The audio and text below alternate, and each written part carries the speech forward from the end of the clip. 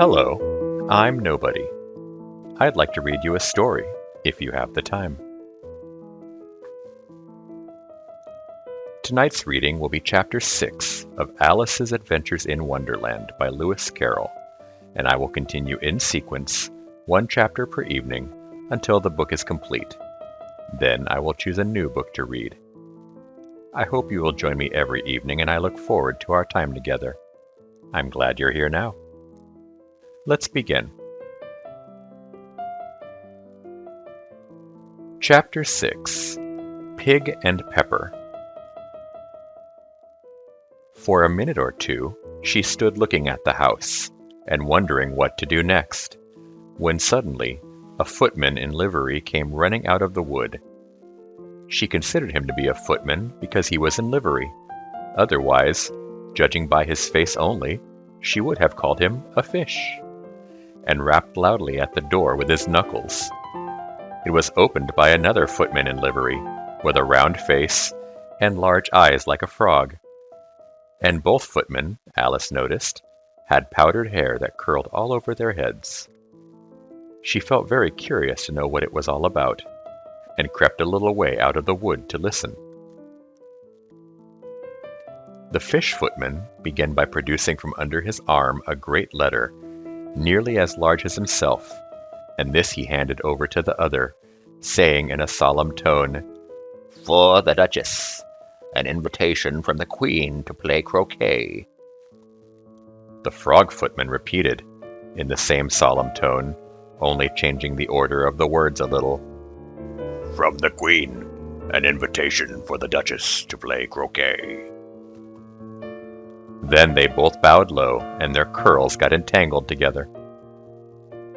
Alice laughed so much at this that she had to run back into the wood for fear of their hearing her, and when she next peeped out, the fish footman was gone, and the other was sitting on the ground near the door, staring stupidly up into the sky.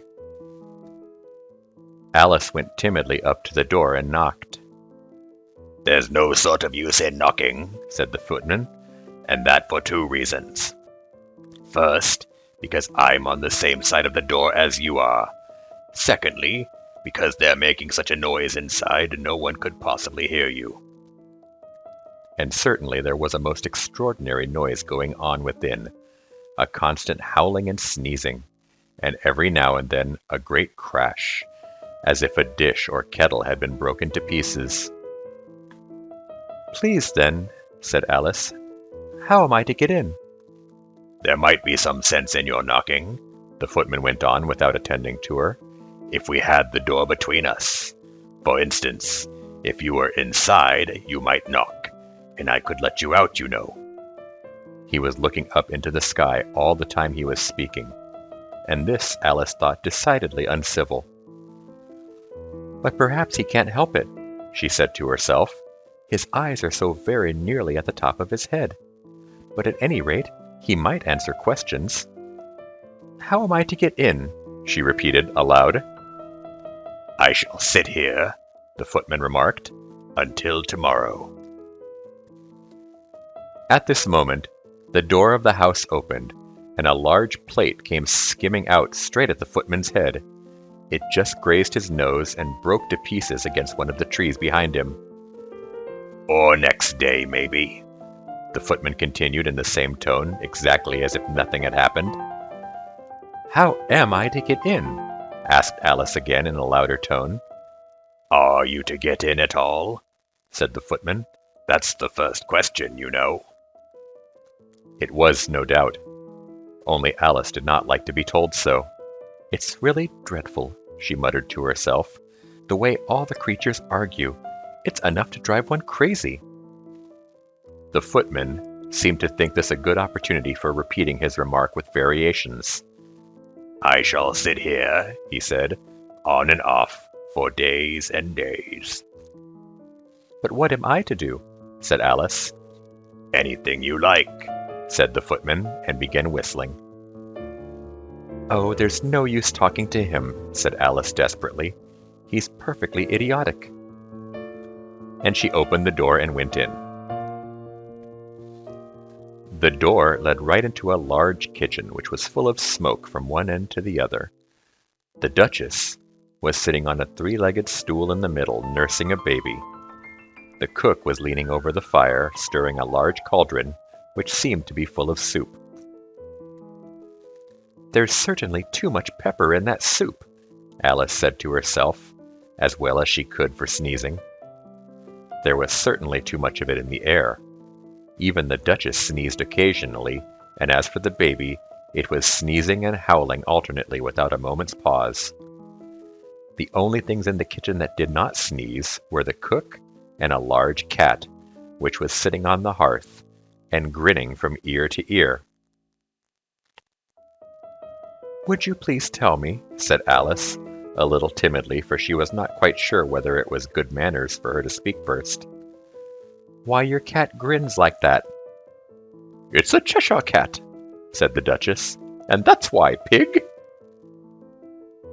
She said the last word with such sudden violence that Alice quite jumped, but she saw in another moment that it was addressed to the baby and not to her.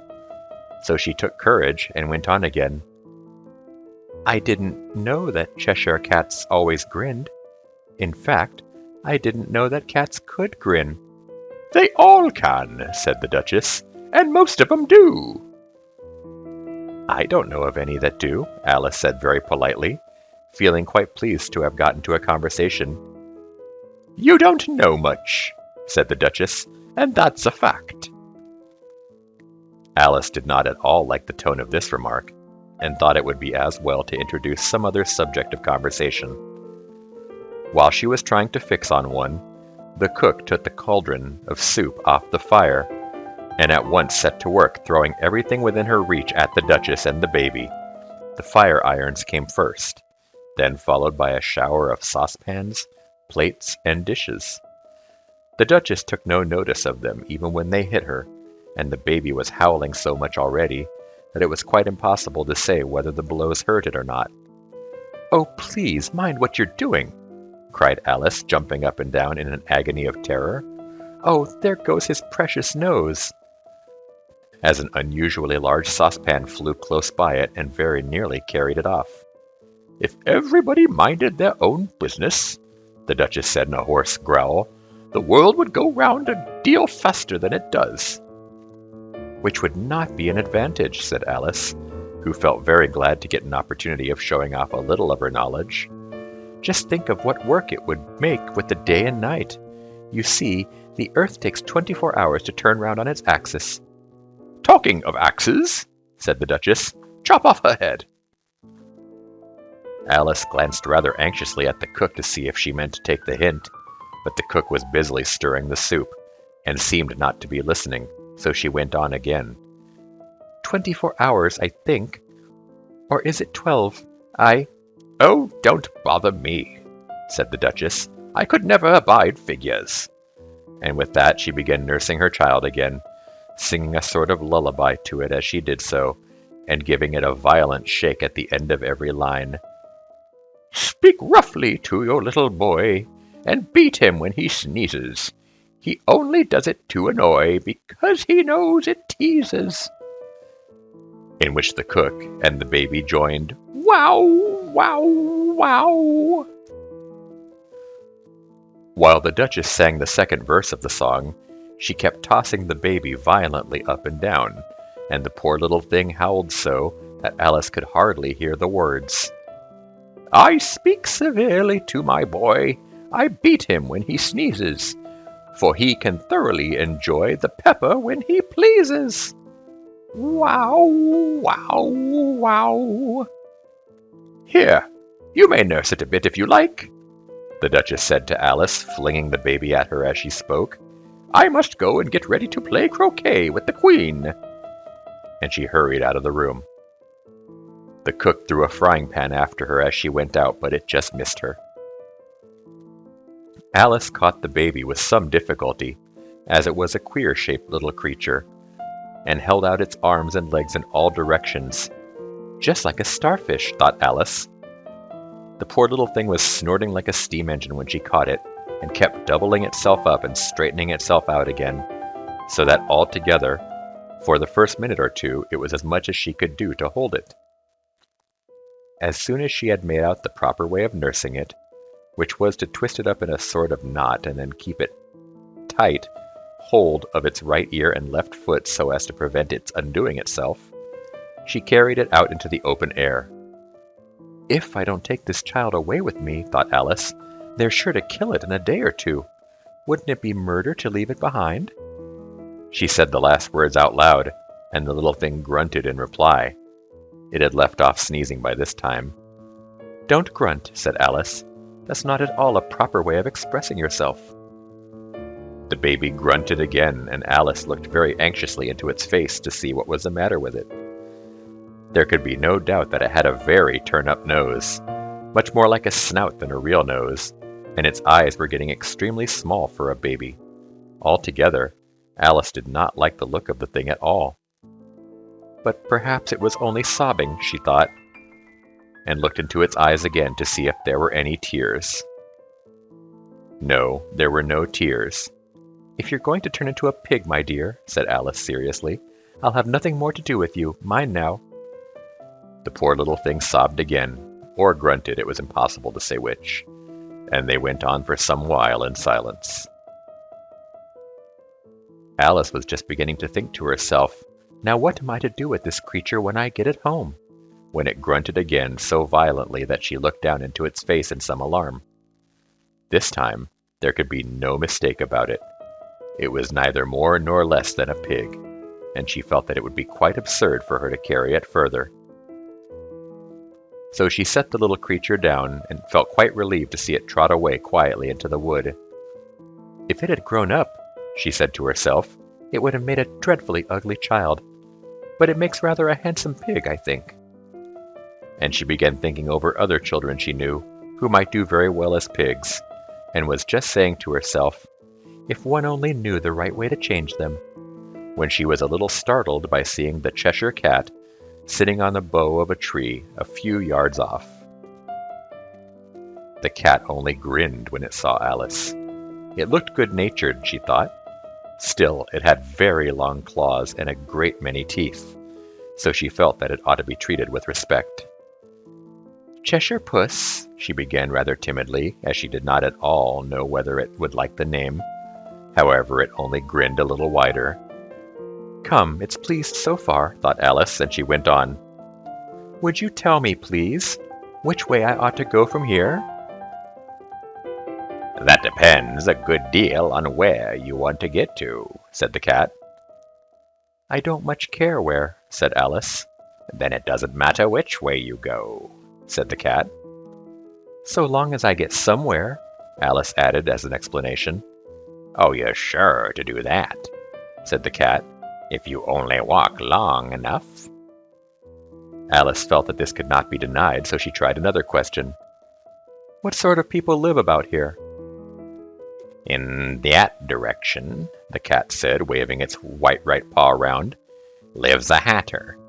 And in that direction," waving the other paw, "lives a March hare. Visit either you like. They're both mad." "But I don't want to go among mad people," Alice remarked. "Oh, you can't help that," said the cat.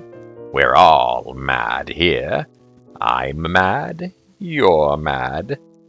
"How do you know I'm mad?" said Alice. "You must be," said the cat, "or you wouldn't have come here." Alice didn't think that proved it at all. However, she went on. "And how do you know that you're mad?" "To begin with," said the cat, "a dog's not mad.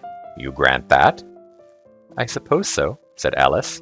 "Well then," the cat went on, "ye see, a dog growls when it's angry, and wags its tail when it's pleased. Now I growl when I'm pleased, and wag my tail when I'm angry. Therefore, I'm mad." "I call it purring, not growling," said Alice. "Call it what you like," said the cat. "Do you play croquet with the Queen today?" "I should like it very much," said Alice, "but I haven't been invited yet." "You'll see me there," said the cat, and vanished. Alice was not much surprised at this, She was getting so used to queer things happening. While she was looking at the place where it had been, it suddenly appeared again. "By the by, what became of the baby?" said the cat. "I'd nearly forgotten to ask." "It turned into a pig," Alice quietly said, just as if it had come back in a natural way. "I thought it would," said the cat, and vanished again. Alice waited a little, half expecting to see it again, but it did not appear, and after a minute or two she walked on in the direction in which the March Hare was said to live. "I've seen hatters before," she said to herself. "The March Hare will be the most interesting, and perhaps as this is May it won't be raving mad, at least not so mad as it was in March." As she said this, she looked up, and there was the cat again, sitting on a branch of a tree. "Did you say pig or fig?" said the cat. "I said pig," replied Alice, "and I wish you wouldn't keep appearing and vanishing so suddenly. You make one quite giddy." "All right," said the cat, and this time it vanished quite slowly, beginning with the end of the tail and ending with the grin, which remained some time after the rest of it had gone. "Well, I've often seen a cat without a grin," thought Alice, "but a grin without a cat. It's the most curious thing I've ever saw in my life." She had not gone much farther before she came in sight of the house of the March Hare. She thought it must be the right house, because the chimneys were shaped like ears, and the roof was thatched with fur. It was so large a house that she did not like to go nearer till she had nibbled some more of the left-hand bit of mushroom, and raised herself to about 2 feet high. Even then, she walked up towards it rather timidly, saying to herself, "Suppose it should be raving mad after all? I almost wish I'd gone to see the Hatter instead."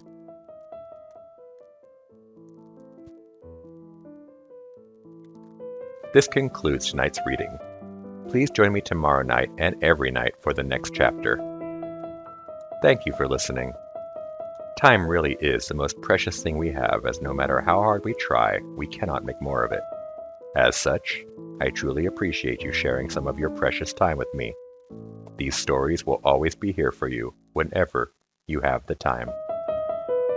Until next time, never forget, I am nobody, and nobody loves you.